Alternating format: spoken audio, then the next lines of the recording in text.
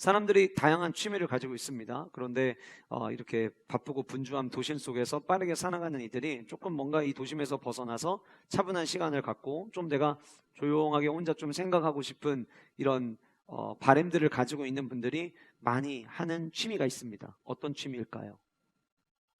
낚시입니다. 낚시.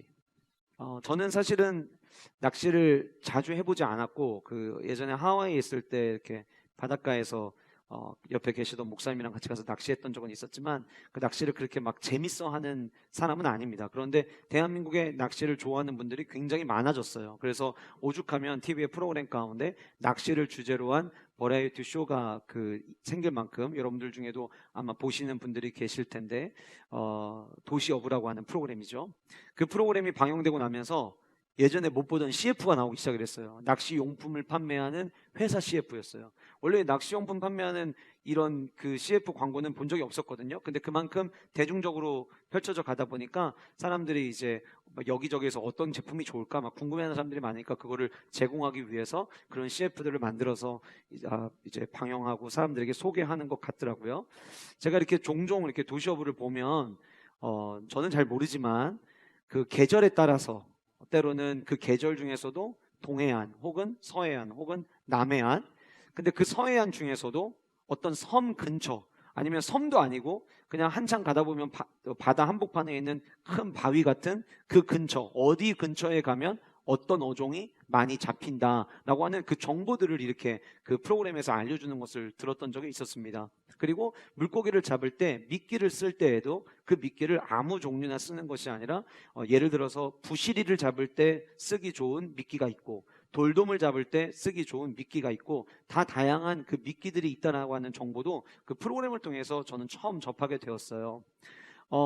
이제 연예인들이 나와가지고 팀을 나눠가지고 시합을 합니다. 어떤 날은 누가 더 많이 잡느냐를 갖고 시합을 하기도 하고요. 어떤 날은 어느 팀이 가장 큰 물고기를 잡느냐를 갖고 시합을 하기도 하는 것 같아요. 근데 이제 그러다가 낚싯줄을 이제 바다에 던지고 기다리는데 입질이 오죠. 그러면은 그 입질이 오는 순간 손에 찌가 움직일 때 이 반응이 올 때 히트라고 외칩니다. 그러면은 주변에 있던 연예인들이 그 사람을 다 주목해서 바라봐요. 그리고 그 도시어부를 촬영하고 있는 스태프들, 촬영 감독들이 카메라를 들고 막 달려옵니다. 어떤 물고기가 잡혔는지, 얼마나 큰 물고기가 잡혔는지를 보기 위해서 몰려드는 거죠. 내 낚싯줄을 던지고 있지만 모든 사람들이 그쪽을 바라봅니다. 다 궁금해하는 거예요. 이제 막 사투를 벌이듯이 힘을 줘가지고 낚싯줄을 계속 감기 시작을 합니다. 그러다가 바닷물 속에 있던 물고기가 물 위로 드러나게 되면 그 물고기가 크고 기다렸던 어종이면 거기 있는 모든 스태프들이 진짜 막 환호를 지릅니다. 환호를 지르고 그 작은 배 안이 갑자기 축제의 장소가 돼버려요.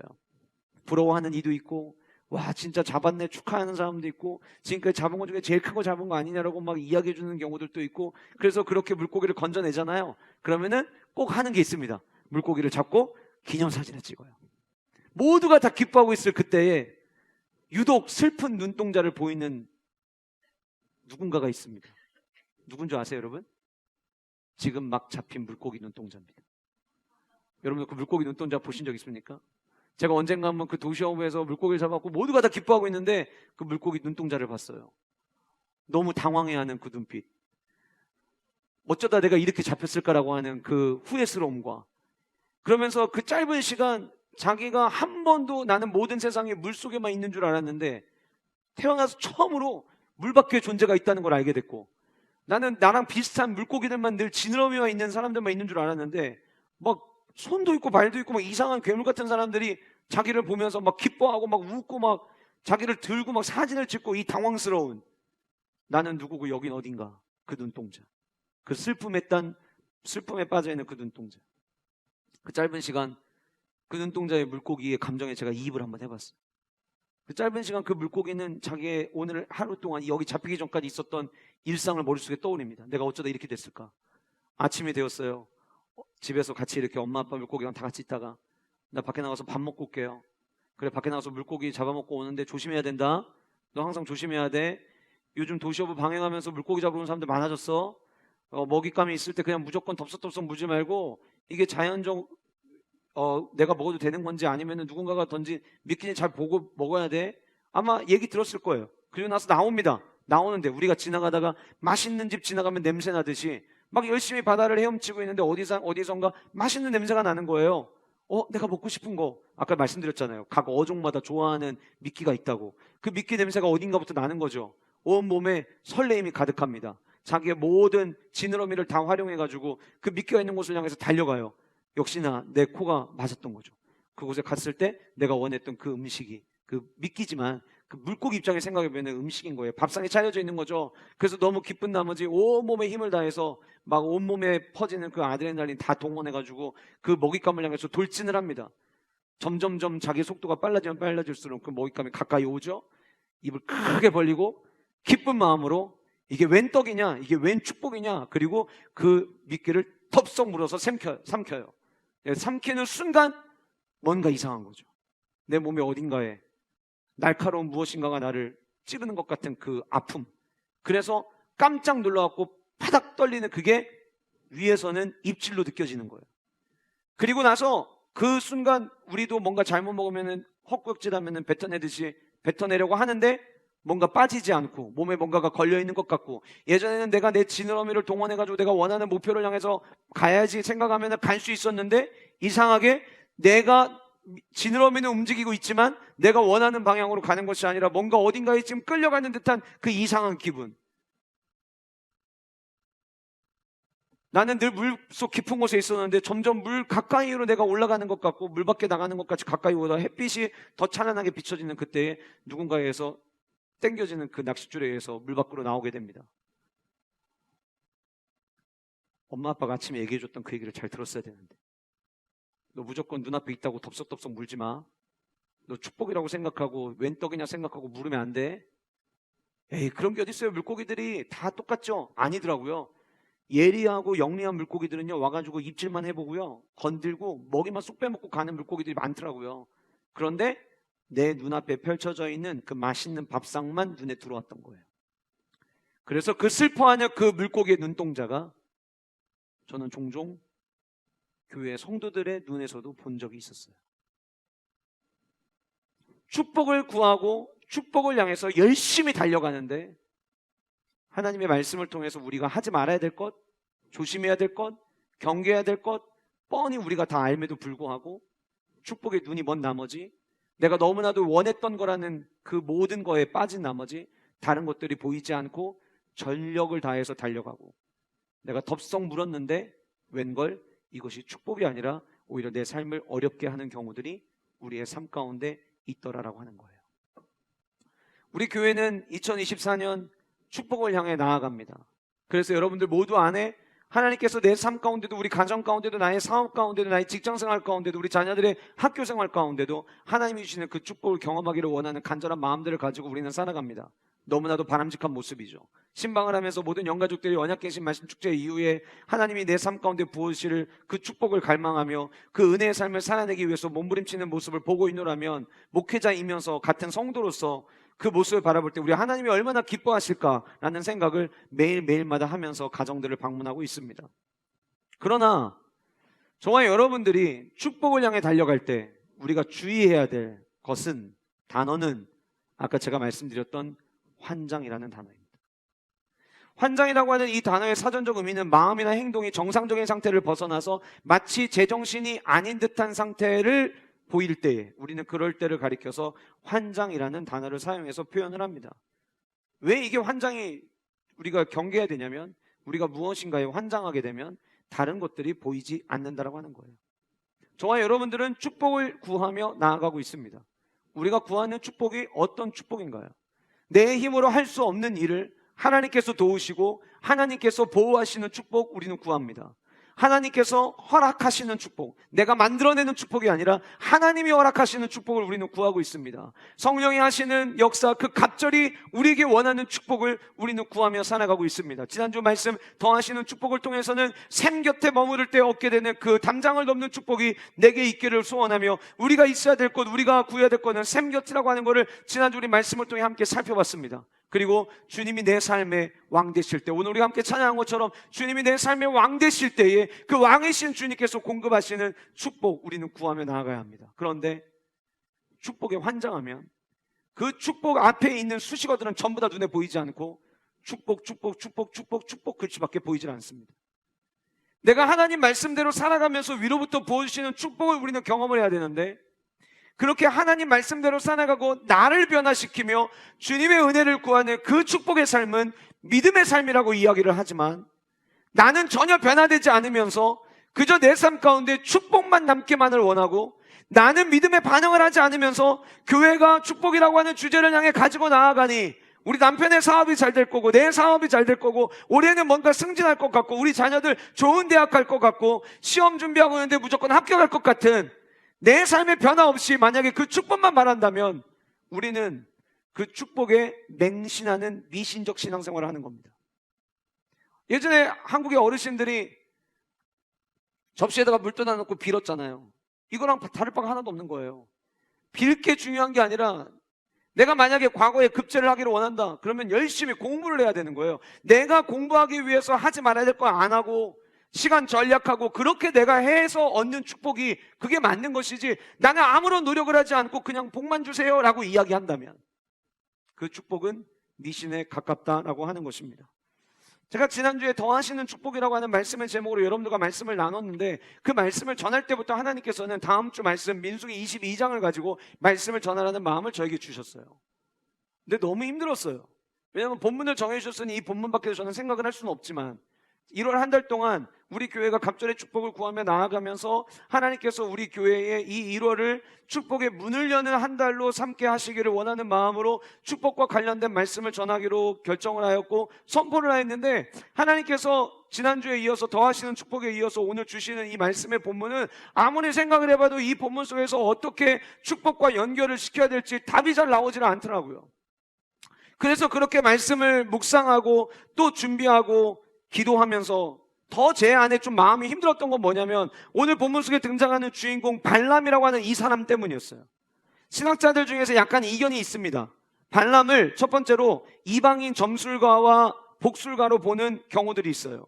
말 그대로 이방인이에요. 하나님을 모르는 사람으로 보는 경우가 있어요. 두 번째는 하나님의 선지자였다가 타락했던 선지자로 보는 경향이 있어요. 그런데 저는 우리 영가족들과 함께 2024년 축복의 주인공이 되는 말씀을 전해야 되는데, 만약 오늘 본문에 등장하는 이 발람이라고 하는 이 인물이 이방인 복술가요 점술가라고 만약에 이야기를 한다면, 우리는 성도고 이 사람은 이방인인데 어떻게 우리의 성도의 삶을 이방인의 삶으로 연결시켜서 설교를 할 수가 있겠습니까? 그래서 제가 하나님 앞에 기도했어요. 하나님, 저는 성도님들과 함께 말씀을 나눠야 되는데, 성도들과 이 말씀을 함께 나눠야 되는데, 오늘 본문 속에 등장하는 이 발람이라고 하는 사람을 성도로 연결시키기에는 너무 무리가 있지 않을까요? 근데 그때 하나님께서 저에게 놀라운 마음을 주셨어요. 얘야, 축복의 눈이 멀면 이방인과 다를 바가 없다.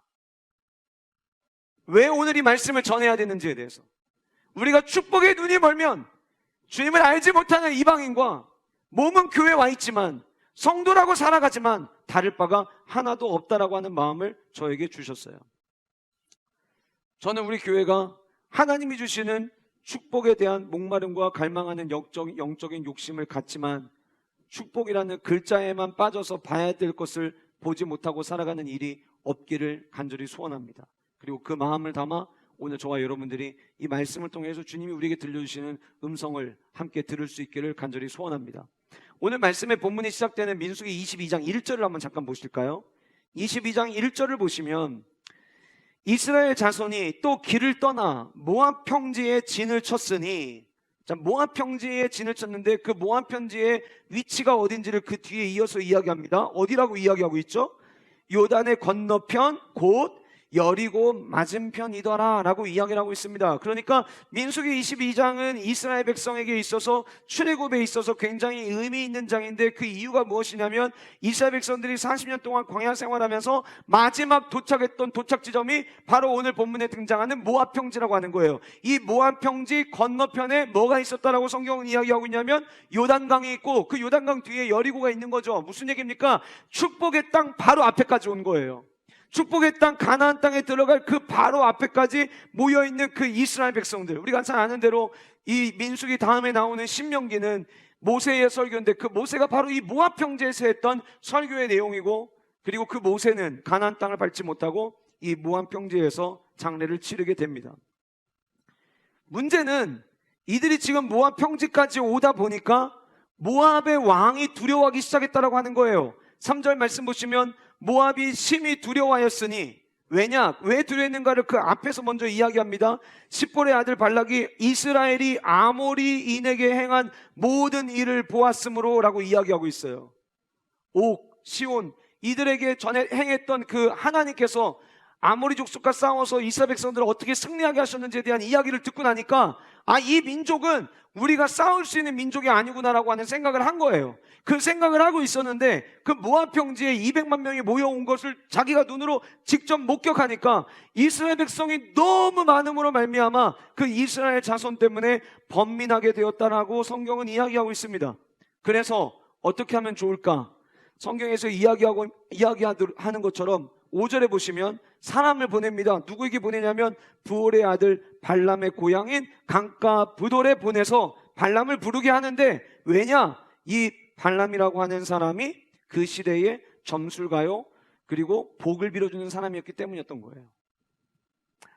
우리가 이 민족을 이길 수 있는 방법은 없다. 그런데 그 시대에, 그 고대 지역에 이 발람이라는 사람은 명성을 떨치고 있었던 거죠. 그 발람이 누군가에게 저주를 내리면 완전 폭삭 망한데, 거꾸로 그 발람이 누군가에게 축복을 하면 그 사람들은 엄청나게 복을 받는데, 이런 이야기, 그 점술가로 복을 빌어주는 사람으로 발람이라는 사람의 이름에 명성이 있었던 거예요. 그러면 오늘의 주인공이니까 이 발람이 어떤 사람인지 우리가 좀 살펴봤으면 좋겠어요. 다른 것보다도 사실 발람이 어떤 사람인가에 대한 기록이 그렇게 많지는 않습니다. 그러나 성경 말고 그 성경 외에 고대 근동 지역의 이야기를 담겨져 있는 책에도 오늘 본문에 등장하는 이 주술사, 점술가, 복을 빌어줬던 이 발람이라고 하는 인물은 실존 인물이었다는 것을 밝혀주고 있어요. 근데 제가 오늘 여러분과 이야기하려고 하는 건 뭐냐면, 히브리어로 이 발람이라고 하는 사람의 이름의 의미가 무엇이냐라고 하는 거예요. 이 발람이라는 이름은 탐닉하는 자라는 의미를 갖고 있습니다. 탐닉하는 자, 이익을 추구하는 자. 또 하나는 백성들을 파멸시키는 자라는 의미를 가지고 있어요. 그러니까 겉으로 보기에는 그가 누군가를 축복해주고 누군가를 저주하는 것처럼 뭔가 능력이 있는 것처럼 보이지만, 실상은 그 사람은 그 어려움 가운데 있는 사람들, 복받고 싶어하는 사람들, 그들의 심리를 잘 이용해서 자기 탐닉을 추구하는 삶을 살았던 사람이었던 거예요. 발람이라는 인물이 그런 거예요. 남들의 아픔과 남들의 기쁨을 가지고 내가 먹고 사는 사람, 내가 누군가에게 도움을 통해서 내가 저주하는 거, 누군가의 도움을 통해서 내가 축복하는 거, 그거를 통해서 내가 많은 복을 누릴 수 있다고 생각하는 사람. 그러니까 오늘날에도 점집들 있잖아요.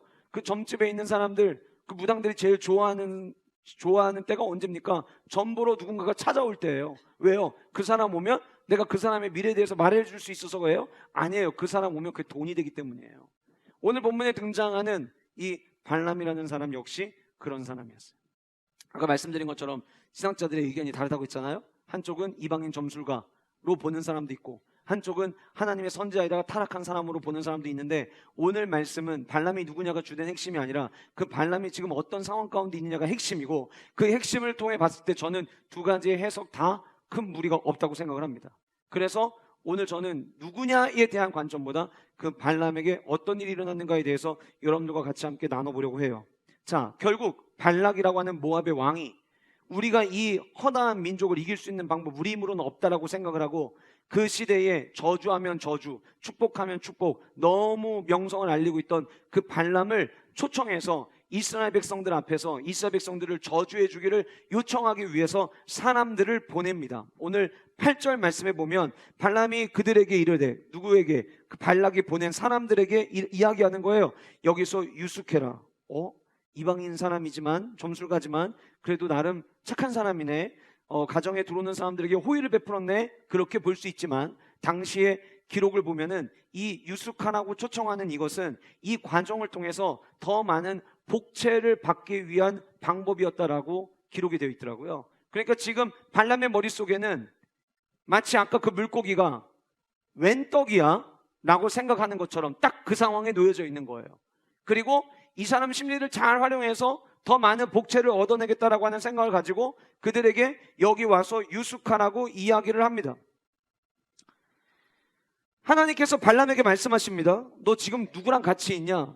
자, 하나님이 너 누구랑 같이 있냐라고 말했기 때문에 어떤 누군가는 신학자들은 하나님의 선지자였다가 타락한 선지자라고 이야기를 하지만, 왜 제가 이방인 점술가라고 해도 문제가 되지 않는다고 이야기하냐면, 이방인 점술가라 할지라도 능력을 나타낼 수 있어요. 우리가 뭘 보면 알 수 있습니까?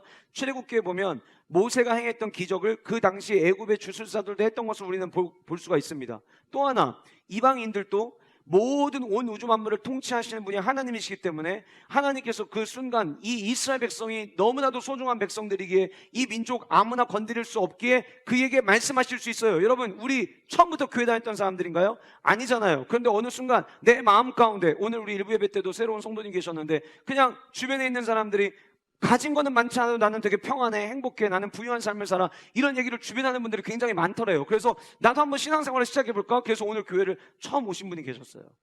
그러니까 하나님이 그런 마음 주실 수 있어요. 똑같아요. 그래서 오늘 말씀에도 역시 이야기를 합니다.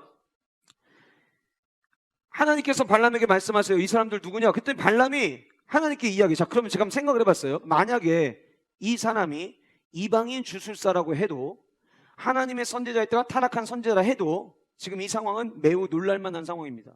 왜냐하면 하나님이라고 하는 분이 나에게 말씀하신 사건이기 때문이에요. 어느 경우에도 이거는 예사로운 일은 아니에요. 주님의 음성을 들었다는 거죠. 그래서 발람이 이야기합니다. 모압 왕 십볼의 아들 발락이 나에게 보낸 사람들입니다. 그리고 나서 12절 말씀 우리 같이 한번 읽어보실까요? 12절 말씀이 어떤 말씀이냐면, 그들이 와서 나에게 이스라엘 민족 좀 저주해달라고 합니다. 그 얘기를 하고 나서 12절에 하나님이 발람에게 하시는 말씀입니다. 같이 읽겠습니다. 시작. 자, 너 괜히 갈 필요 없다. 헛수고한다. 제가 모압 왕 발람이 있는 곳까지 사람을 보냈다고 해서 이 거리가 얼마 정도 되는지 찾아보니까 650km예요. 650km면 그때 당시 쉬지 않고 빠르게 가면 20일 정도 걸린다고 합니다. 그러면 여러분들 만약에 20일 정도 걸려서 어딘가를 가야 되면 그만한 대가와 이유가 있을 때까지, 대가와 이유 없을 때 여러분 가시겠습니까? 지금은 이제 이 질문을 안 하는데 저희 아내가 결혼 초기에 저한테 이런 질문을 했었어요. 혹시 3천만 원 준다고 하면 군대 다시 갈 생각 있어? 제가 뭐라고 대답했겠어요? 아니요. 미쳤냐? 그랬어요. 3천만 원 받겠다고 가겠냐고. 그랬더니 그 다음에 질문을 다시 하더라고요. 그러면 3억 준다고 하면 군대 다시 갈 생각 있어? 아, 요건 좀 고민이 됐어요. 자, 보세요 여러분. 뭔가 내가 어떤 오랜 시간을 걸쳐서 뭔가를 할 때에 그게 나한테 이익이 될 것 같을 때 움직이는 거예요. 지금 발람이 발락의 초청에 의해서 만약에 응한다면 그 응하는 목적은 그들이 요구하는 저주를 해야 되는 거예요. 저주를 해서 그들로 하여금 복비를 받아오는, 복채를 받아오는, 내게 이익이 될 때에 가는 거예요. 그런데 갑자기 어느 날 하나님이라고 하는 분이 나타나가지고 이야기를 하는 거예요. 갈 필요 없다. 왜냐? 뭐라고 이야기하셨냐면, 따라하시겠습니다. 그들은 복을 받은 자들이니라. 자, 복을 뭐라고요? 받을 자들이에요? 받은 자들이에요? 받은 자들이라는 거예요. 아, 알겠어요. 왜 이들이 아모리 민족과 싸웠는데도 이겼는지, 왜 이들이 지금까지 걸어오는 동안 숱한 어려움이 있었는데도 불구하고 이들이 축복의 땅 가나안 땅까지 도착할 수 있었는지 그 이유가 나오는 거예요. 왜 그러냐? 이들 이미 복을 받은 민족이다. 제가 이 말씀을 읽다가 하나님 앞에 기도했어요. 하나님, 우리 교회를 향한 주님의 음성 되게 하여 주옵소서. 대전 세종학교의 영가족들 이미 복을 받은 자들이다. 그러면 여러분, 하나님의 복을 받은 자들이 되잖아요. 어떤 어려움이 와도 누가 와가지고 방해하려고 해도 거기에 개의치 않는 거예요. 오늘 본문에 하나님께서 분명하게 이야기했어요. 자, 그러면 20일을 지금 걸린다고 했잖아요. 그럼 발람이, 자, 예를 들어서 그들이 요구하는 저주를 하려면 며칠 가야 돼요? 20일 가야 돼요. 거기 가서 저주하고 나면 거기서 눌러 앉아 살아요? 다시 돌아와야 되죠. 그러면 40일 걸리는 일정이에요. 근데 40일 걸리는데 남는 게 하나도 없어요. 여러분들이 발람이라면 가시겠습니까? 안 가시겠습니까? 당연히 안 가죠. 그래서 발람이 아침에 일어나서 발락의 귀족들에게 말합니다. 너희들 그냥 니들 땅으로 돌아가라. 어제 여호와 하나님께서 내게 너희들이랑 같이 가지 말라고 이야기하시더라. 여기서 굉장히 중요한 게 있어요. 하나님은 가지 말아야 될 이유를 같이 얘기해 주셨어요. 그들은 복을 받은 자들이라고. 그런데 그 얘기는 안 했어요. 그 얘기는 안 하고 그냥 하나님이 함께 가는 거 원하지 않는다라고만 얘기를 한 거예요. 그러니까 이들이 어떻게 생각을 했냐면, 우리가 가지고 온 계약서가 마음에 안 들었나 보다. 그래서 돌아가가지고 모압 왕에게 이야기합니다. 같이 가자고 했는데 안 온다고 하던데요. 그러니까 모압 왕이 안 되겠다. 내가 더 높은 사람들을 보내야겠다. 그래서 모압 왕이 볼 때 훨씬 더 높은 고관들을 팀으로 만들어가지고 보냅니다. 발람에게 나갑니다. 17절 말씀에 내가 그대를 높여 크게 존귀하게 하고 그대가 내게 말하는 것은 무엇이든지 시행하겠다. 진짜요? 저 그러면은 가면은 100평짜리 집 줄 수 있어요? 벤츠 한 대 뽑아줄 수 있어요? 무슨 얘기를 해도 내가 다 들어주겠다. 그렇게 이야기를 하는 거예요. 자, 발람이라는 인물은 남들을 통해서 이익을 탐닉하는 자였어요. 귀가 쏠깃할까요? 안 할까요? 당연히 쏠깃하죠.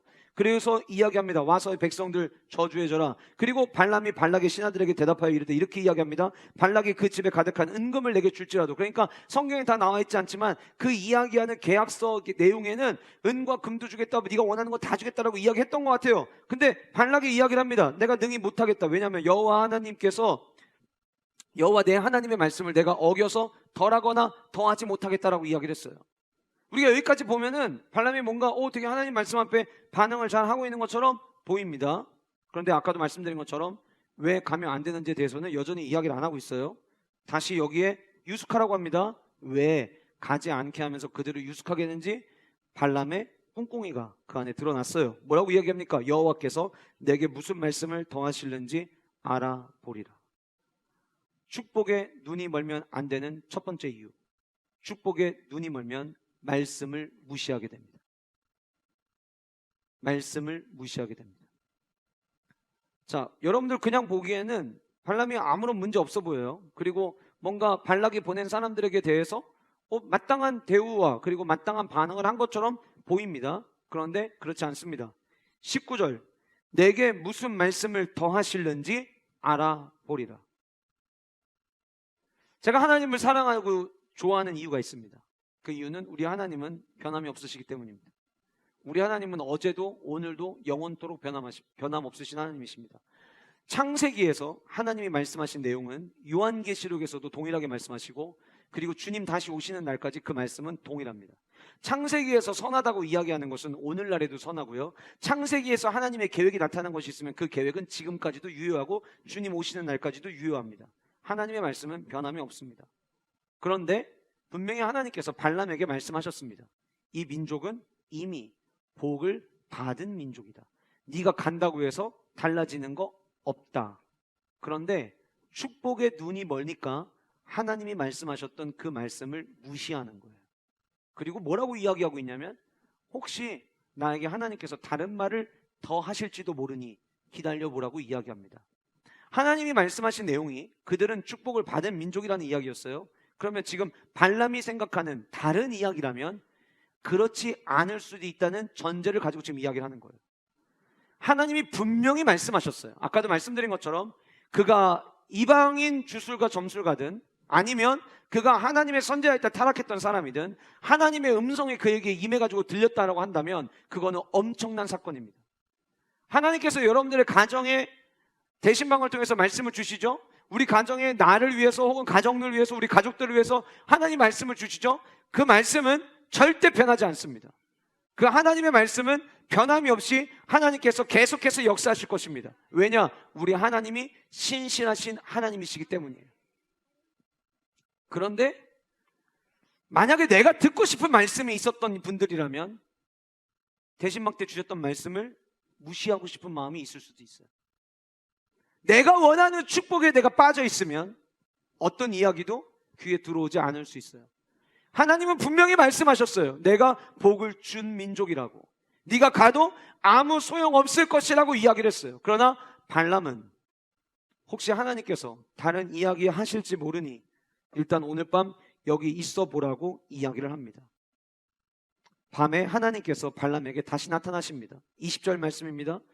그 사람들이 너를 부르러 왔거든. 일어나 함께 가라. 그러나 내가 내게 이르는 말만 준행할지니라 라고 주님 말씀하셨어요. 그러면 여러분들 중에 이렇게 얘기하는 분도 있어요. 아니 하나님이 가라고 해놓고 막상 출발했더니 21절부터 나오는 오늘 읽었던 본문에는 하나님이 진노를 하십니까? 좀 아까 목사님 하나님은 동일하시고 신실하시고 변함이 없으시다고 했는데 이거 하나님 변덕쟁이 하나님 아닌가요? 이렇게 이야기할 수 있어요. 오늘 말씀의 뉘앙스와 문맥을 우리는 잘 봐야 돼요. 하나님께서 말씀하신 내용은 이거예요. 난 이미 너한테 할 얘기 다 했다. 네가 만약에 그들과 함께 간다면 가는 목적은 저주하기 위함이지, 네가 저주해야 네가 그 돈을 끌어모을 수 있을까 가는 거지. 근데 나는 이미 너한테 할 얘기 다 했고 나는 바뀌지 않아. 가려면 가. 만약에 발람이 그 모압이 보낸 사람들과 함께 동행을 해서 떠난다면 목적은 분명해요. 저주해야 되는 거예요. 저주해야 내가 모압 왕이 주겠다라고 이야기하는 발락이 주겠다는 모든 걸 다 얻어올 수 있어요. 그런데 하나님의 계획은 변함이 없거든요. 이스라엘 민족 못 건드려. 이미 복받은 민족이야. 네가 간다고 해서 내 마음 바뀌지 않아. 난 분명히 너한테 내 얘기를 했어. 그런데도 가려면 가봐. 아이들이 아침에 일어났어요. 너무 힘들어요. 학교 가기 싫어해요. 그래, 그럼 가지 마. 이거 가라는 거예요? 가지 말라는 거예요? 우리 엄마들 가라는 거예요? 가지 말라는 거예요? 말씀대로 살아야 축복받아요. 자녀들이 말씀대로 안 살아요. 그래, 그럼 네 멋대로 한번 해봐. 이거 멋대로 하라는 거예요? 하지 말라는 거예요? 똑같은 거예요. 지금 하나님이 지금 가라는 이야기는 가라는 게 아니에요. 그런데 왜 그는 그렇게 선택을 하고 출발을 하게 됩니까? 축복에 눈이 멀었기 때문에. 제가 아까 말씀드렸죠? 우주의 기운이 2024년 나에게 오는 것 같아요. 모든 기운이. 주변에 있는 사람들 다 얘기해요. 왠지 잘 될 것 같아. 막 얘기해줘요. 근데 나는 하나도 말씀에 반응을 안 해요. 나는 말씀대로 살지 않아요. 기분이 좋아요. 교회 갈 때마다 축복 얘기하니까 기분이 좋아요. 주변에 있는 사람도 계속 올해 뭔가 잘 될 것 같아 얘기해줘요. 좋아요. 근데 하나님 말씀은 귀에 안 들어와요. 하나님 분명히 말씀하신 거에 대해서는 자꾸 무시해요. 내가 축복에 눈이 멀었다는 증거인 거예요. 오늘이 민수기 22장 이후에 이제 결국 이들이 다 나중에 모압 평지에서 모세가 그들을 향해서 설교를 하죠. 그때 설교했던 내용 신명기 1장 43절 말씀을 같이 준비됐어요? 네, 화면 보시면서 같이 우리 함께 읽어보도록 하겠습니다. 시작. 내가 너희에게 말하였으나 너희가 듣지 아니하고 여호와의 명령을 거역하고 거리낌 없이 산지로 올라가매. 하나님은 말씀하셨어요. 우리에게도 말씀하세요. 지금도 말씀하세요. 매 주일마다 말씀하시고 모든 예배 시간마다 말씀하세요. 매일마다 공동체 성경교를 통해 말씀하시고 매일마다 큐티를 통해 주님은 말씀을 하세요. 근데 문제는 뭐냐면 듣지를 않는 거죠. 이스라엘 백성들 왜 안 들었습니까? 내가 원하는 축복이 있거든요. 내가 원하는 신앙생활의 루틴이 있거든요. 내가 원하는 방식이 있어요. 근데 거기에 하나님의 말씀은 이렇습니다라고 이야기하는 거 무시하는 거예요. 무시하니까 어떻게 됩니까? 듣지 않아요. 듣지 않으니까 여호와의 명령 거역하고 올라가지 말아야 될 곳을 꾸역꾸역 올라가는 거예요. 마치 누구처럼? 오늘 본문에 등장하는 발람처럼, 또 누구처럼? 은혜 떨어졌을 때 우리들처럼. 문제는요, 1장 43절에 이 말씀이 나오고 2절 지나서 45절에 이런 말씀이 있습니다. 같이 읽겠습니다. 시작. 너희가 돌아와 여호와 앞에서 통곡하나. 통곡해요. 왜냐하면 올라가 봤더니 그게 아닌 거예요. 내가 꿈꾸던 축복이 아닌 거예요. 그래서 통곡을 합니다. 그런데 여호와께서, 계속 읽겠습니다. 시작. 여호와께서 너희의 소리를 듣지 아니하시며 너희에게 귀를 기울이지 아니하셨으므로. 우리가 하나님의 음성을 듣지 않고 우리가 하나님의 말씀을 무시하잖아요. 당시 그 시대에는 나는 편할 수 있어요. 문제는 뭐냐면 그분이 우리가 필요하고 우리가 그분 앞에 아뢰고 구하고 통곡할 때 우리 주님도 그걸 듣지 않으신다는 거예요.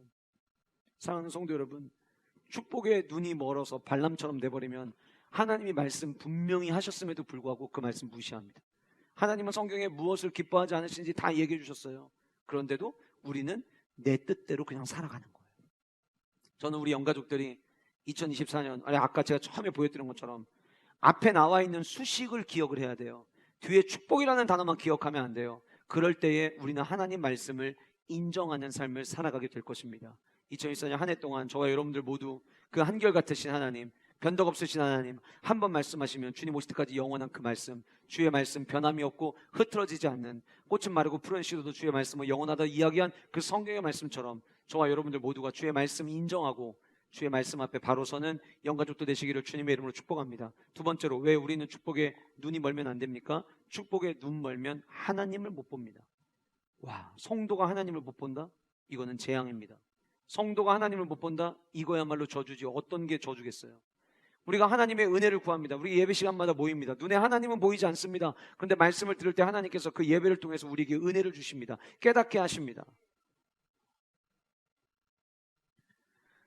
그런데 축복에 눈이 멀면 하나님 말씀만 무시하고 끝나는 게 아니라 하나님을 보지를 못해요. 여러분, 오늘 이제 저와 여러분들 읽었던 22절 말씀 보면, 제가 제 성경책에는 이 말씀을 처음에 묵상을 계속하다가 야, 이거 그냥 묵상하면 안 되겠다 싶어가지고 빨간색, 파란색, 주황색 세 가지 그 색연필을 준비해 놓고 표시를 했어요. 어떻게 표시를 했냐? 여호와의 사자가 나타난 거, 그 다음에 거기에 대한 나귀의 반응, 그 다음에 발람의 반응을 표시를 했거든요. 근데 되게 재밌게도 여호와의 사자, 나귀, 발람, 여호와의 사자, 나귀, 발람, 이렇게 색깔을 쳐보니까 색깔이 계속 번갈아 가면서 나오더라고요. 근데 오늘 말씀해 보시면 22절에 발람이 아침에 일어납니다. 여러분, 아침에 일어나서 뭔가를 했다라고 하는 거는 기대감이 있는 거예요. 뭘 보면 알 수 있어요? 창세기 22장에 모리아산에 가서 아들을 바치라고 이야기할 때 아브라함이 그 이야기를 듣고도 그 다음날 아침에 일찍 일어나서 출발을 합니다. 기대하는 거예요. 하나님께서 너 그래? 가려면 가봐 얘기했는데 가려면 가라는 그 말에 축복으로 눈이 멀어버리니까 하나님 말씀하신 그 음성을 분별하지 못하고 하나님 말씀 가지 말아야 되는 거 분명히 알매도 불구하고 무시하고 떠났어요. 내가 이 가는 길을 통해서 얻어올 거를 생각을 한 거예요. 그 왕이 구하는 거 다 준다고 하니까 집도 가져와야지, 집도 달라고 해야지, 돈 달라고 해야지, 먹을 것도 달라고 해야지, 그 다음에 은금도 달라고 해야지, 막 그 생각으로 흥분돼가지고 떠난 거예요. 그가 감으로 말미암아, 22절, 그가 출발함으로 말미암아 하나님이 진노하십니다. 하나님이 화를 내셨어요. 여호와의 사자가 그를 막으려고, 이 막으려고 하는 이 히브리어가요, 성경 구약 성경에서 여기 딱 한 번 처음으로 등장해요. 처음으로 등장하는데 이 단어의 의미가 뭐냐면 대적하다예요. 대적하다. 하나님이 막아서다. 하나님이 대적하다. 지금 발람이 어떻게 돼버렸냐면 하나님 말씀 무시하고 내가 받고 싶은 내 축복장에 나가니까 그 순간 하나님과 원수가 된 거예요. 대적이 된 거예요. 이 단어가 나중에 어떻게 쓰이느냐, 이 단어의 발음이 사탄입니다. 사탄짓 하고 있는 거예요. 지금 내 축복 구하면서 나가는데 그 순간 하나님의 눈에는 사탄으로 보이는 거예요. 내가 대적해야 될 자로 보이는 거예요. 그래서 여호와의 사자가, 자, 여호와의 사자가 누구예요? 하나님이 보낸 대리인이에요. 그래서 제가 하나님을 보지 못한다고 이야기한 거예요. 여호와의 사자를 보지 못한 거지만 여호와의 사자를 보지 못했다는 건 결국 하나님을 보지 못했다는 거예요. 여러분, 우리의 삶 가운데도 여호와의 사자가 얼마나 많이 다양한 사인을 주십니까? 근데 내가 받고 싶은 축복에만 몰두해서 가면 그 하나님의 사인을 우리는 다 놓쳐버리게 되는 거죠. 여호와의 사자가 그를 막으려고 길에 섰어요. 발람이 나귀를 타고 갑니다. 나귀가, 여호와의 사자가 칼을 빼가지고 손에 들고 있는 것을, 길에 서 있는 것을 봤어요. 누가 봤다고요? 나귀가 봤어요. 나귀가 봐서 그 나귀는 그 칼을 빼들고 서 있는 여호와의 사자를 보니까 너무 두려워가지고 밭으로 들어갔어요. 그런데 그 나귀를 타고 있던 발람은 이 나귀가 갑자기 밭으로 들어가니까 옆에서 채찍질을 때린 거예요. 야, 거기로 가는 거 아니야. 자, 여러분, 채찍질 하니에 밑줄 치세요. 23절 마지막, 채찍질 하니에 밑줄 치세요. 24절, 다시 여호와의 사자가 포도원 사이 좁은 길에 서 있는 거를 또 이번에는 누가 25절에 봅니까? 나귀가 또 봐요. 나귀가 여호와의 사자를 보고 몸을 담벼락으로 붙여요. 왜요? 앞에 칼 빼들고 서 있는 여호와의 사자가 있으니까. 그러니까 나귀를 탄 발람의 입장에서는 나귀가 있고 벽이 있고 다리를 걸치고 앉았으니 이 발이 짓눌러지지 않겠어요? 아팠겠죠? 또 채찍질합니다. 거기 밑줄 치세요. 채찍질하니. 세 번째 26절, 여호와의 사자가, 자, 그러면 지금 여호와의 사자 지금 몇 번 등장한 거예요? 3번 등장한 거예요. 그리고 여호와의 사자가 더 나아가서 이번에는 좌우로, 조금 전에는 피할 데가 그래도 있었는데 아예 피할 길 없는 그야말로 외나무 다리 같은 곳에 여호와의 사자가 서 있는 거예요. 그러니까 나귀가 여호와의 사자를 또 봅니다. 더 이상 갈 데가 없어요. 그러니까 거기에 주저앉은 거예요. 발람이 이놈의 새끼가 가야 되는데 안 가고 거기 주저앉으니까, 쉴 데가 아닌데 쉬니까 또 나귀를 때립니다. 27절, 나귀를 때리는 절에 밑줄 치세요. 자, 보세요 여러분, 여호와의 사자 몇 번 나타났어요? 3번. 나귀가 여호와의 사자를 몇 번 봤어요? 3번. 그 다음에 몇 번 때렸어요? 3번. 숫자 성경에서 3, 4, 7, 12는 완전수입니다. 무슨 얘기냐면요, 하나님은 완전하게 보여주신 거예요. 완전하게 보여주시는 그거를 짐승인 나귀는 봤는데 짐승보다 못한 발람은 못 본 거예요. 축복에 빠져가지고 짐승도 보는 하나님의 사인을 지금 발람은 못 보고 있더라라고 하는 거예요. 원하는 게 된다고 다 축복입니까? 원하는 대로 다 이루어지면 그게 하나님이 원하시는, 하나님이 우리 가정에, 내 삶에 주시는 과연 진짜 축복일까요? 하나님이 여러 가지 사인을 주시는데도 불구하고 오늘 본문 속에 등장하는 발람은 그 사인을 읽지를 못했어요. 놀랍게도 28절에 3번 이렇게 하나님을 완벽하게 보여주셨음에도 불구하고 발람이 반응을 하지 못하니까 여호와께서 나귀의 입을 여십니다. 자, 여러분, 나귀가 입을 열어 사람이 들을 수 있는 언어로 말을 하는 거는 굉장히 일반적인 일인가요? 제가 대신방을 하다 보니까 각 가정에 고양이, 강아지들이 있으시더라고요. 혹시 지금까지 강아지, 고양이 기르시는 우리 성도님들 중에 고양이와 강아지가 여러분들에게 혹시 한국말로 뭐 말을 걸어오거나 아니면 한국말 아니더라도 뭐 영어로 말을 걸거나 어떤 언어로 뭐 말을 걸어온 적 있으신 분 계신가요? 나귀가 말을 한다는 거 이거 일반적이지 않은 거예요. 만약에 여러분들이 집에서 기르는 강아지가 주일 예배를 드리고 만약에 그래 말씀 듣고 이제 기도 생활 해야겠다. 그래 이번 주부터 새벽 예배 내가 빠지지 말고 가야지. 근데 새벽 4시 반에 알람이 울렸어요. 울렸는데 내가 왜 새벽 예배 간다고 했지? 내일부터 가야지. 그래서 알람을 껐어요. 근데 갑자기 강아지가 주인님 아니면 뭐 요즘에 이제 다들 강아지 기르는 분들이 뭐 자식처럼 여기시니까 우리 아들 뭐 우리 딸 이러니까 여자분이면 엄마, 남자분이면 아빠. 갑자기 강아지가 엄마 교회 가셔야죠. 새벽 예배 하기로 했잖아요. 그러면 여러분들 어떻게 반응하시겠습니까? 아마 모르면 몰라도요. 그 얘기를 듣는 순간 그 자리에서 일단 엄청 놀라시겠죠. 놀라시고 그 자리에서 일단 무릎부터 꿇고 회개부터 하실 거예요. 그게 정상이에요. 근데 오늘 본문에 보니까 얼마나 축복의 눈이 멀어 있냐면 나귀가 말하기 시작하는데 그 나귀가 말하는 거를 신기하게 여기지 않고 그 나귀와 대화를 이어가요. 나귀가 말하는 것도 일반적이지 않은데 그거를 아무렇지도 않게 보는 발람이 더 이상해요. 왜 그러는 거예요? 축복의 눈이 보니까 하나님이 안 보이는 거예요. 지금 입을 여셨어요. 발람에게 말합니다. 내가 도대체 너한테 뭘 어떻게 했다고 저를 이렇게 3번이나 때립니까? 아까 말씀드렸죠? 만약에 저였으면요 거의 바짝 내려가지고 엎드려가지고 이게 무슨 일이지? 제가 뭐 잘못한 거 있나요? 왜요? 이미 하나님이 나타나서 음성을 들려주셨던 적이 있잖아요. 그럼 그렇게 반응을 보여야 되는데 발람이 나귀에게 말하되 29절 외긴 네가 나를 거역하고 내 말을 안 들으니까 그렇지. 넌만 내 손에 만약에 칼이 있었으면 넌만 죽은 목숨이야. 이상해요. 원래 나귀와 말하면 안 돼요. 집에 신방 갔는데 성도님들 만약에 강아지랑 대화하고 있는 모습을 보면 저는 병원으로 인도해 드릴 거예요. 이거는 좋은 현상이 아니에요. 그때 나귀가 발람에게 이야기합니다. 제가 지금까지 주인님 모시고 다니면서 평생 동안 이랬던 적이 있습니까? 자, 평생 동안 이랬던 적이 있습니까? 저 이런 적 없죠? 근데 왜 제가 이렇게 할까요? 일반적이지 않은 거 아니에요? 뭔가 이상하지 않아요? 이런 일이 일어나고 있다는 거 뭔가 이상하지 않아요? 지금 나귀가 이야기를 해주는 거예요. 여러분 우리가 삶을 살아가다 보면 일상 속에서 일반적이지 않은 일들이 일어날 수 있어요. 그 일반적이지 않은 일들이 일어나는 모든 게 다 하나님의 다 사인은 아닐 수 있어요. 그러나 적어도 하나님의 자녀의 삶을 살아가는 이들이라면 일반적이지 않은 일들이 내 삶 가운데 일어났을 때 우리는 한 번쯤은 하나님께 여쭤봐야 돼요. 주님 혹시 제가 놓치고 있는 게 있을까요? 주님 혹시 제가 원치 않는 길을 걸어가고 있는 건 아닌가요?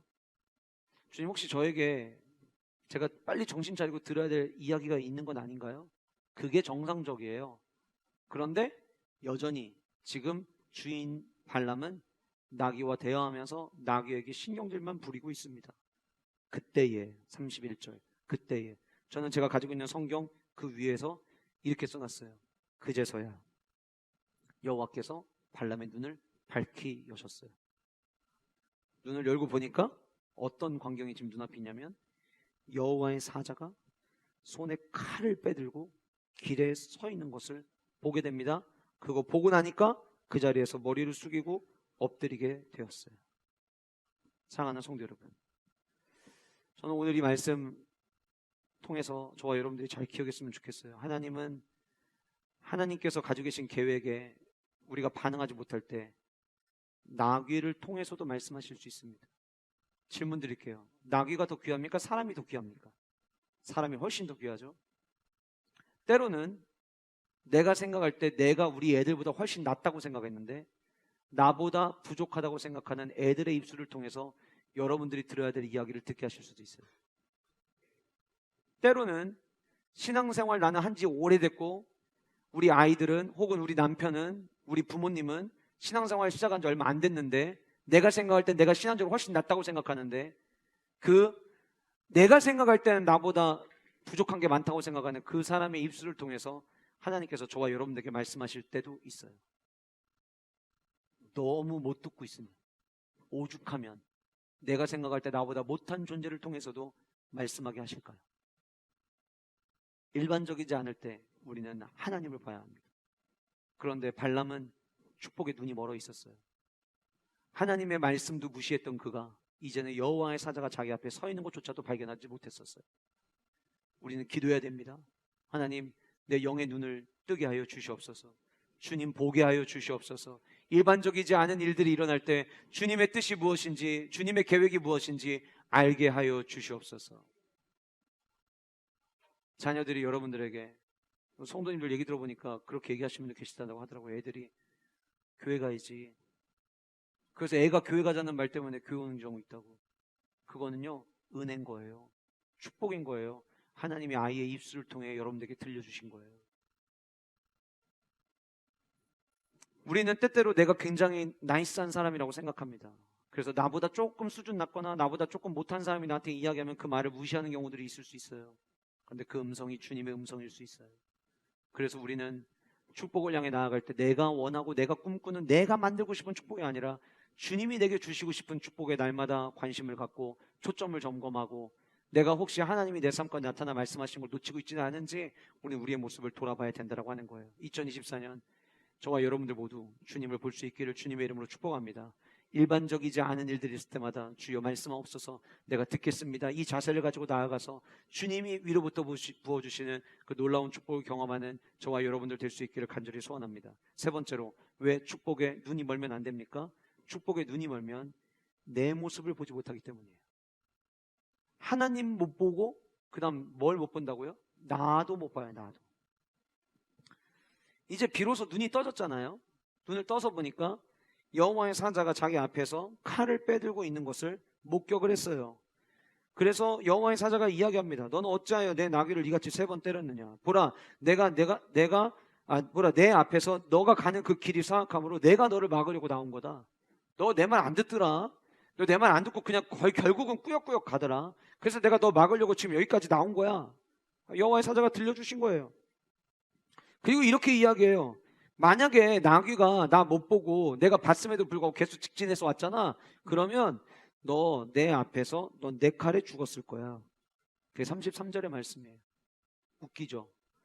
발람은 나귀에게 넌 내 손에 칼이 있었으면 내 손에 죽었어라고 얘기하고 있는데 하나님은 너 만약에 나귀가 나 못 보고 계속 왔으면 넌 내 칼에 죽었어라고 이야기하고 있는 거예요. 발람이 여호와의 사자에게 이야기하는 장면이 34절에 나옵니다. 발람이 여호와의 사자에게 말하되 뭐라고 이야기하고 있죠? 내가 범죄하였나이다. 눈을 열어 하나님을 봤을 때 발람이 고백했던 고백은 내가 죄인입니다라는 고백이었던 거예요. 저와 여러분들이 발견해야 될 나의 모습은 대단한 존재의 모습이 아니에요.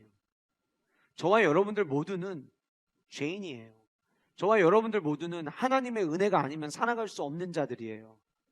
그래서 하나님의 은혜가 아니면 살아갈 수 없게 우리는 주님께 집중해야 되는 거고 위로부터 공급하시는 주님의 은혜를 목말라 하고 갈망해야 되는 거예요. 그런데 축복의 눈이 멀어서 내가 원하는 대로 하나님이 뭐라고 말씀하셨듯이 그 신경 쓰지 않고 나아갔던 이 발람은 내가 죄인이고 아까 말씀드린 것처럼 그가 이방인 점술가든 하나님의 선지자였다가 타락한 선지자든 두 쪽 다 죄인된 모습을 지금 가지고 있었던 거예요. 이제서야 여호와의 사자를 보고 나니까 자기 안에 죄된 모습을 발견하게 되더라라고 하는 거예요. 발람은요 사실 누군가에게 축복을 빌어줄 수 있는 존재가 아니었어요.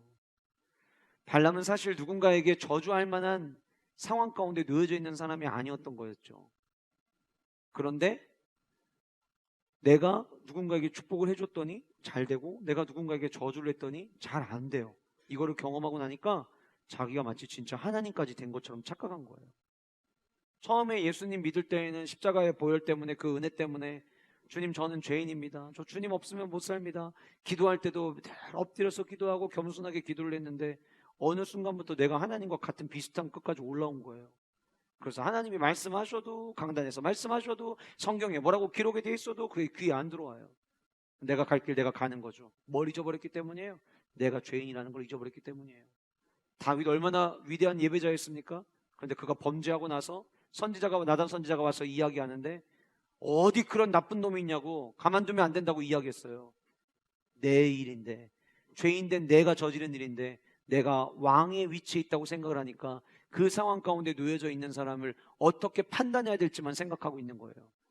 우리 역시 마찬가지 아니에요?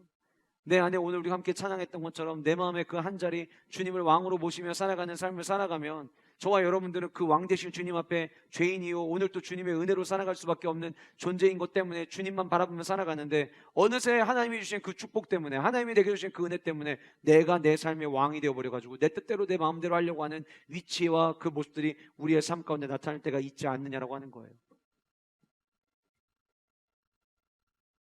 제가 쓰는 휴대폰이 사과폰이거든요. 요즘에 어떤 개그에서 그러더라고요. 왜 이거를 아이폰이라고 말을 못하냐고, 왜 사과폰이라고 이야기하냐고. 근데 이제 제 휴대폰, 저랑 같은 휴대폰 쓰시는 분들 다들 아시겠지만 얼마 전에 소프트 업데이트가 됐어요. 업데이트를 되면서 어플 하나가 새로 생겼죠. 일기 어플입니다.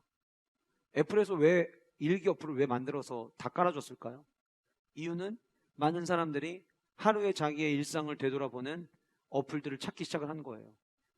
사진과 그날의 짧은 자기의 이야기를 남는 어플들이 생겨나니까 이 휴대폰을 만든 회사에서 아예 우리가 그러면 만들어서 보급을 해주자라고 이야기한 거예요. 그만큼 많은 사람들이 수요가 있다는 증거겠죠.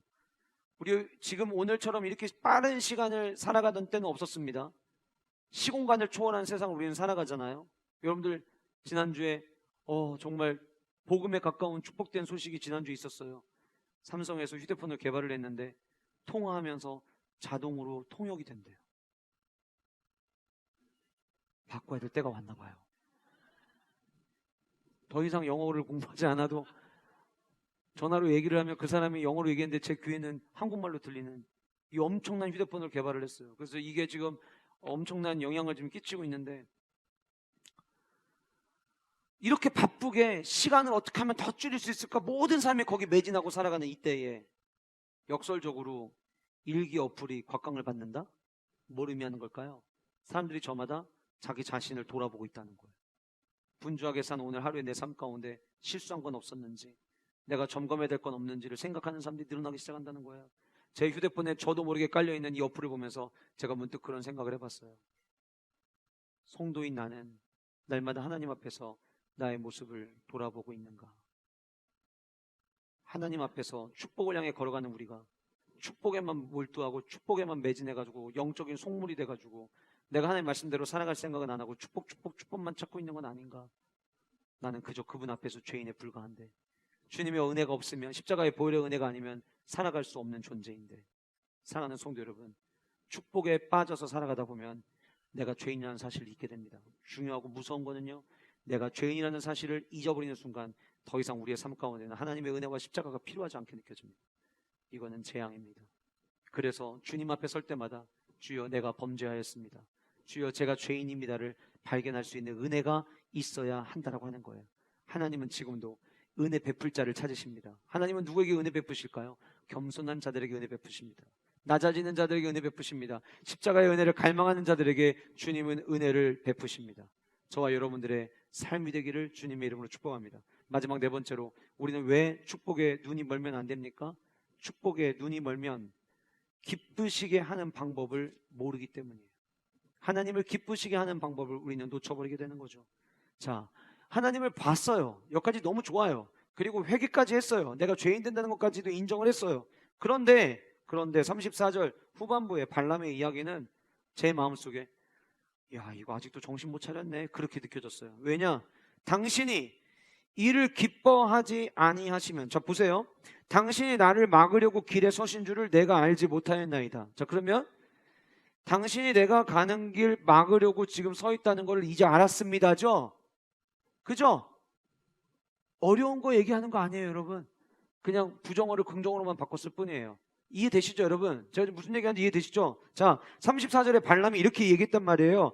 당신이 나를 막으려고 길에 서신 줄을 내가 알지 못하였나이다. 이 얘기는 당신이 막으신 이유가 내 길을 막으려고 하는 거군요. 이거를 지금 깨달았다는 거예요. 그죠?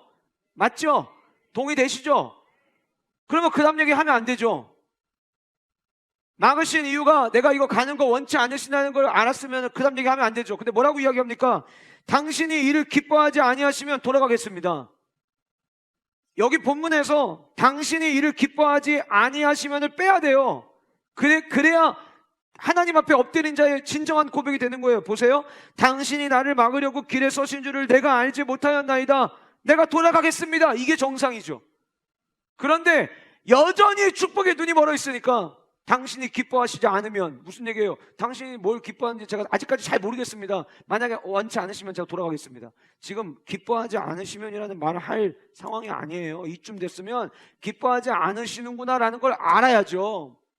우리가 삶을 살아가다 보면 하나님이 뭘 기뻐하지 않으시는지 너무 잘 알잖아요. 성경에 이야기하는 게 얼마나 많습니까? 하나님 사랑하듯이 내 이웃을 내 몸같이 사랑해라. 그럼 내 주변에 있는 사람을 사랑으로 돌보지 않는 거 하나님이 기뻐하지 않는다는 거 잘 알잖아요. 호의를 베푸는 거 하나님이 기뻐하신다는 거 잘 알잖아요. 시기하고 질투하는 거 하나님이 기뻐하지 않으신다는 거 잘 알잖아요. 오히려 그에게 선대해 주는 걸 하나님이 기뻐하신다는 거 여러분들 중에 모르는 분들 계십니까? 다 아시잖아요. 정직하는 거, 정직하게 살아가는 걸 하나님이 기뻐하시는 거 여러분들 모르십니까? 다 아시잖아요. 그럼에도 불구하고 우리는 때때로 얼마나 많은 불법을 저지릅니까? 하나님이 기뻐하지 않는다는 거 알면서도 불구하고. 그런데 내가 지금 적당한 타협으로 불법이라고 이야기하지만 아이 목사님 그건 불법이 아니라 지혜예요. 누구나 다 그렇게 편법처럼 다 합리적으로 저만 그러는 게 아니라 남들도 다 그래요. 주님 말씀하십니다. 남들도 똑같이 하는 건데 너희도 똑같이 따르면 왜 내 백성이 됐냐? 우리는 성도잖아요. 성도면 다르게 살아야죠. 남들이 다 해도 우리는 안 할 수 있어야죠. 그게 진짜 성도 아니에요? 왜 우리 그렇게 살아야 돼요? 하나님이 기뻐하지 않으시니까. 하나님이 뭘 기뻐하시는지를 알면 우리는 그 삶을 살아야 되는 거예요. 그런데 하나님이 기뻐하시는 대로 하면, 세금 낼 거 다 내면 내가 더 많은 걸 못 누릴 것 같고 내가 더 많은 축복을 못 누릴 것 같아서 남들 다 하는 방법으로 편법을 쓴다면 그 하나님이 기뻐하실까요? 그렇지 않다는 거예요. 알아요. 하나님이 기뻐하시는 게 뭔지, 하나님이 싫어하시는 게 뭔지 몰라서가 아니에요. 알아요. 그런데 여전히 축복에 눈이 멀어 있으니까 하나님이 기뻐하시는 것을 선택하지 않는 거죠. 축복이 여러분 물질에만 문제입니까? 나는 개인적으로 내 여가 생활을 굉장히 중요하게 여깁니다. 여가 생활 하세요. 하지 말라는 게 아니에요. 그런데 성경이 이렇게 이야기를 하고 있거든요. 말세가 되면 모이는 거 되게 싫어하는 사람들 많아질 거다. 모이는 거 폐하려고 하는 사람들 있을 거야. 그 모이는 걸 폐하려고 하는 자들의 습관을 쫓지 말아라. 왜 이 얘기하신 거예요? 주님은 모이는 거 폐하는 거 싫어하신다는 거예요. 모이라는 거예요. 모여서 같이 나누고 모여서 같이 교제하고 그 안에서 하나님의 은혜를 나누라는 거예요. 올해 우리가 목장 새롭게 편성하면서 시작을 했는데 우리 목자분들 중에 기도 제목 있는 분들 계시더라고요. 목장 모임에 반응이 없는 분들, 축복의 시즌을 맞이하면서 우리 모두가 다 같이 갔으면 좋겠는데 반응이 없는 분들 안타까워 하시는 거예요. 어떤 악감정이 있는 게 아니라 그냥 안타까운 거예요. 근데 저마다 다 하고 싶은 얘기는 있죠. 내 신앙의 루틴이 있고 내 개인적 일상이 있고 내 개인적 시간도 보내야 되고 전부 다 내가 원하는 내 축복을 그리고 있는 거 아니에요? 주님이 기뻐하시는 게 뭔지 성경에서 이미 다 얘기해 주셨는데 축복에 빠지잖아요? 그러면 하나님이 기뻐하시는 게 뭔지가 눈에 안 들어와요. 내가 기쁘면 되는 거예요. 자기 만족. 사도 바울이 이야기합니다. 내가 사람에게 좋게 하랴 하나님을 좋게 하랴. 내가 만약에 사람을 좋게 한다면 여러분 그 사람이 남들만 얘기하는 겁니까? 나도 사람이에요. 여러분 저와 여러분 모두가 사람이에요. 무슨 얘기입니까? 나를 좋게 하는 거냐 하나님을 좋게 하는 거냐. 우린 날마다 그 선택의 기로에 서 있는 거예요. 근데 사도 바울이 이렇게 이야기합니다. 만약 하나님을 기쁘시게 하지 않는다면, 사람을 좋게 한다면 나는 더 이상 하나님의 종이 아니다. 여기서 하나님의 종이 아니다라는 그 말이 난 더 이상 복음 전하는 사역자가 아니다 이 얘기가 아니에요. 내가 만약에 하나님을 좋게 하는 삶을 살지 않는다면 난 더 이상 하나님의 성도가 아니다. 무슨 얘기입니까? 성도는 하나님을 기쁘시게 하는 거예요. 저는 우리 모든 영가족들 2024년 주님이 보실 때 이런 거 좀 너무 이쁜 짓을 많이 해가지고 막 어떻게 할 수가 없는 말에 어떻게 할 수가 없는 그 조그만한 움직임 하나가 막 어떻게 할 수가 없는 뭘 알겠어요? 저희 집 막내가 뭘 알겠어요? 근데 그 아이가 와가지고 막 열심히 설교 준비하고 있는 아빠 궤도 와가지고 잘 돼가? 수고해. 그리고 얘기하고 나가잖아요. 집에 장난감이 그렇게 많아도 더 사주고 싶은 거예요. 이쁜 모습을 보이면 걔는 아빠한테 자기가 어떻게 리액션을 하면 아빠가 기뻐하는 줄 아는 거죠. 우리 하늘 아버지도 똑같아요. 저와 여러분들이 하나님을 기쁘시게 하면 우리 하나님이 움직이시는 거예요. 우리가 하나님을 기쁘시게 할 때 하나님의 역사가 시작되는 줄 믿으시기 바랍니다. 그런데 내가 원하는 내 축복에 몰두되어 있으면 하나님을 기쁘시게 하는 데는 관심이 없고 나 기뻐하는 데만 관심을 갖게 돼요. 저는 2024년 우리 모두가 나 만족을 위해 살아가는 자들이 아니라 주님 만족을 위해 살아가는 우리 모두가 될 수 있기를 주님의 이름으로 축복합니다. 말씀을 마무리하겠습니다. 오늘 본문 속 등장하는 발람의 모습이 때로는 우리의 모습은 아닌지 우리들의 모습을 돌아봤으면 좋겠어요. 축복에 빠져가지고 축복에 환장하면 우리는 하나님 말씀 무시합니다. 말씀만 무시합니까? 하나님 무시합니다. 나귀도 보는 거를 못 봅니다. 내 삶 가운데 일어나는 그 일상을 보면서 일반적이지 않은 일들이 일어남에도 불구하고 마치 내가 나는 바른 길을 가고 있는 것처럼 착각할 때가 얼마나 많습니까? 눈 멀면 죄인이라는 내 모습도 잃어버리게 됩니다. 저와 여러분들은 죄인이라는 우리의 모습을 잃어버리면 그때부터 하나님 십자가 찾지 않습니다. 우리는 십자가를 찾을 때 그 안에서 만족을 누릴 수 있고 십자가를 찾을 때 그 안에서 행복을 누릴 수 있는 영가족입니다. 그래서 우리는 날마다 우리를 발견해야 됩니다. 그리고 하나님을 기쁘시게 하는 삶을 살아낼 때에 우리는 위로부터 부어주시는 은혜와 축복을 누릴 수 있게 되는 거예요. 그 은혜가 저와 여러분들 모두 있기를 주님으로 축복합니다.